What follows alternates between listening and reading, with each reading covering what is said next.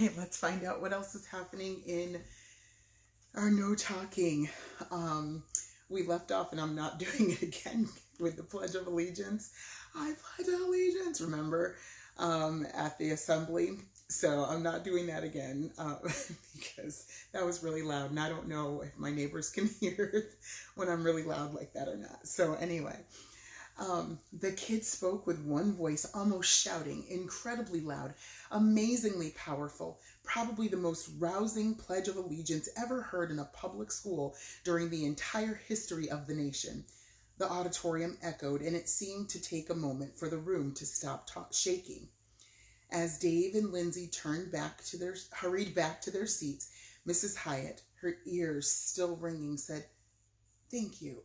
That was excellent. I have called this special fifth grade assembly so that every one of you gets the same message at the same time. As of right now," and here the principal paused and swept her eyes over the upturned faces in front of her. "The contest or game or whatever you'd like to call this sudden quietness or this 3 words in a row business you're all doing, as of right now, it's over. Ended. Stopped. It was interesting, and I hope you learned something, and we all hope that you also enjoyed yourselves, but I have decided that it needs to stop. What you've been doing has made it very difficult to have normal, productive classroom activities, and of course, that is why we're all here, to learn as much as we can every day. So is that clear?" The room was silent, and then a scattering of kids replied, "Yes, Mrs. Hyatt." The principal said, "Is what I'm saying clear to everyone?" This time the whole group responded, "Yes, Mrs. Hyatt." But there was no sudden rush of whispering, no undercurrent of talking in the auditorium, no joking and laughing, none of the usual behavior that the Unshushables were famous for. The group remained silent, and Mrs. Hyatt realized something. Yes, the kids had all responded to her, and just now they had all obediently said, "Yes, Mrs. Hyatt."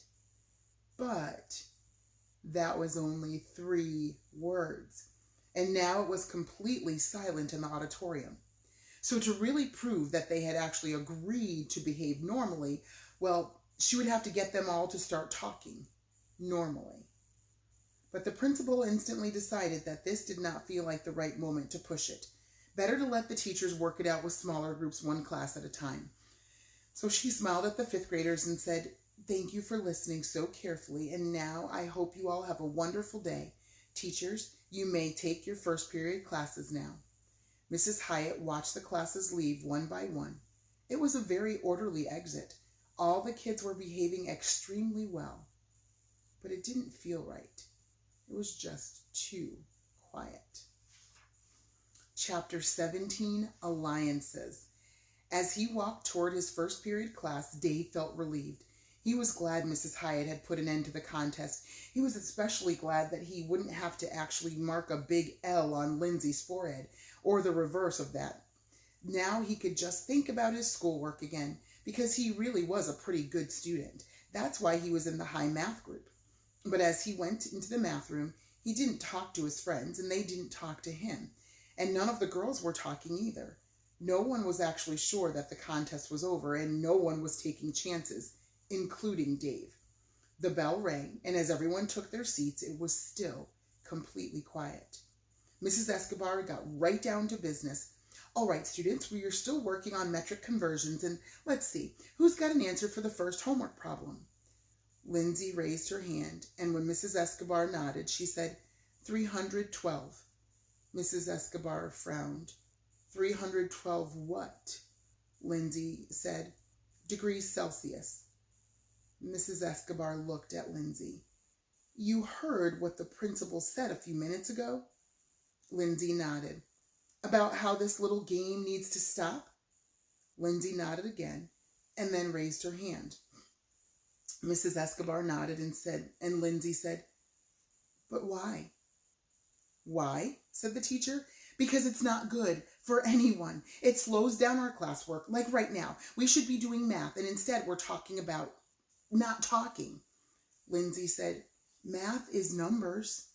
Yes, said Mrs. Escobar, but we need to use words to talk about how we're using numbers. You know that? You know that. You all know that. So stop this right now. Lindsay stood up and pointed at the dry erase board. May I? Mrs. Escobar said. Go ahead. Lindsay had her homework paper in one hand and a marker in the other. She wrote out the numbers for the first problem and then showed the 3 steps she used to get the correct answer. She turned to Mrs. Escobar and then when the teacher nodded, she said, How's that? Mrs. Escobar was starting to boil over. I am not amused by this, Lindsay. I know what you're doing and I will not stand for it. Now stop it. Lindsay stood at the board. She pointed at the problem. Is it right? Another 3 words. Dave knew that look on the teacher's face.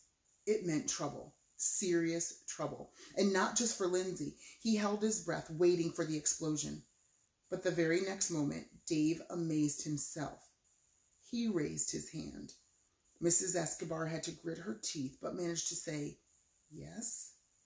Dave pointed at the solution on the board and said, Mine is different. Without asking permission, Dave was on his feet. He grabbed the marker from Lindsay and scrawled his work onto the board. He had the same answer, but he had worked with fractions instead of decimals. Mrs. Escobar said, How many of you did it the way Dave did? About half the hands went up. And the way Lindsay solved it? The other half went up. The teacher nodded.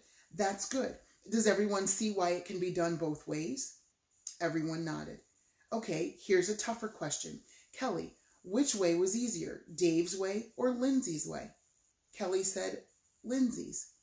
Really? Asked the teacher. How come? Fewer steps. And all around the room, Mrs. Escobar saw heads nodding, saw the special light that shows up on a kid's face when understanding happens. She smiled. That's right. Decimals really do make things easier. Tyler raised his hand and said, with a calculator, which got a laugh from the whole class. And as they laughed, Dave and Lindsay looked at each other for about a half a second. Not quite a friendly look, but similar. Then Dave thought, this means the contest is still on. And he wasn't sure how he felt about that. The class sailed through the rest of the conversion problems. Miles to kilometers, kilograms to ounces, acres to hectares, on and on. And every student responded using 3 words or less, or with written answers on the board. Mrs. Escobar knew the kids weren't obeying Mrs. Hyatt. She knew they were still counting words, still keeping silent unless called on. But honestly, at this moment, she didn't care.